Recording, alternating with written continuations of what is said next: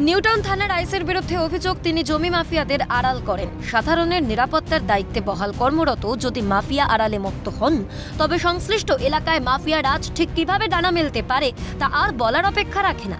এমন গুরুতর অভিযোগে মামলা দায়ের হয়েছিল কলকাতা হাইকোর্টে। নিউটাউন থানার অভিযুক্ত আইসির বিরুদ্ধে বিভাগীয় তদন্তের নির্দেশ দিয়েছিল আদালত। তদন্ত শুরু হয়েছে এমনটা হাইকোর্টে রাজ্য রিপোর্ট দিয়ে জানায়। জমি মাফিয়াদের আড়াল করছেন নিউটাউন থানার আইসি, এমন অভিযোগেই কলকাতা হাইকোর্টে মামলা রুজু হয়েছিল। সেই মামলার প্রেক্ষিতেই কলকাতা হাইকোর্ট নির্দেশ দিয়েছিল যে আইসির বিরুদ্ধে ব্যবস্থা নিতে হবে, আর সেই ব্যবস্থাই নিয়েছে রাজ্য সরকার। হাইকোর্টের নির্দেশ ছিল জমি মাফিয়াদের বিরুদ্ধে ব্যবস্থা না নেওয়ায়। কোর্টের নির্দেশ সত্ত্বেও বারবার এজি রিপোর্ট পেশ করায় ওই আইসিকে ক্লোজ করে তার বিরুদ্ধে বিভাগীয় তদন্ত করতে হবে। অভিযুক্তের জামিনের আবেদন খারিজ করা হয়েছে। রিপোর্ট দেওয়ার সঙ্গে সঙ্গে হাইকোর্টে এও জানায় রাজ্য।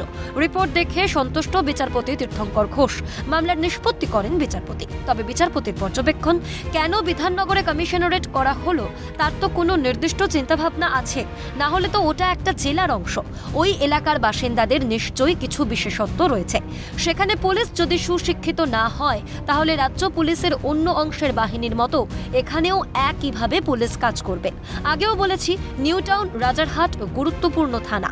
সেখানে বাইরে থেকে বিনিয়োগকারীরা আসেন, ফলে সেখানে যদি পুলিশ প্রশিক্ষিত না হয়, তাহলে সেটা সমাজের জন্য খারাপ বার্তা বহন করবে।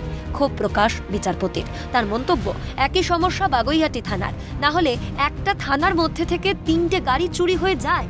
শেষে কমিশনারেটে কর্মরত পুলিশদের পর্যাপ্ত প্রশিক্ষণের পক্ষে সওয়াল কলকাতা হাইকোর্টের। আইসির বিরুদ্ধে বিভাগীয় তদন্ত শুরু করায় মামলার নিষ্পত্তি করেন বিচারপতি। দীর্ঘদিন ধরে মামলার সওয়াল জবাব হয়েছে। এই মামলা নিয়ে প্রথম যখন আমরা কলকাতা হাইকোর্টে আসি, মহামান্য কলকাতা হাইকোর্টের সিঙ্গেল বেঞ্চে আমরা পুলিশি নিষ্ক্রিয়তা তার জন্য একটি রিট পিটিশন ফাইল করেছিলাম, এবং তারই সাথে নিরাপত্তার জন্য আরও একটি রিট পিটিশন আমরা ফাইল করেছিলাম। মহামান্য কলকাতা হাইকোর্টের বিচারপতি তীর্থঙ্কর ঘোষ তিনি প্রথম থেকে কঠোর অবস্থান নিয়েছিলেন, কড়া মনোভাব দেখিয়েছেন। সব শেষে আজকে কলকাতা হাইকোর্টের মহামান্য কলকাতা হাইকোর্টের বিচারপতি তীর্থঙ্কর ঘোষের এজলাসে যখন এই মামলা ওঠে, সেই মামলাতে রাজ্য সরকার জানান যে আইসিকে ক্লোজ করা হয়েছে। অন্যায় যে করে আর অন্যায় যে সহে, তব ঘৃণা তারে তৃণ সমদহে। এই মামলায় আদালতের পর্যবেক্ষণ যেন এই প্রবাদই মনে করিয়ে দিল। এবার এটাই দেখার বিষয় যে এই তদন্তের পর বা এই তদন্তের শেষে আদতে কি উঠে আসে।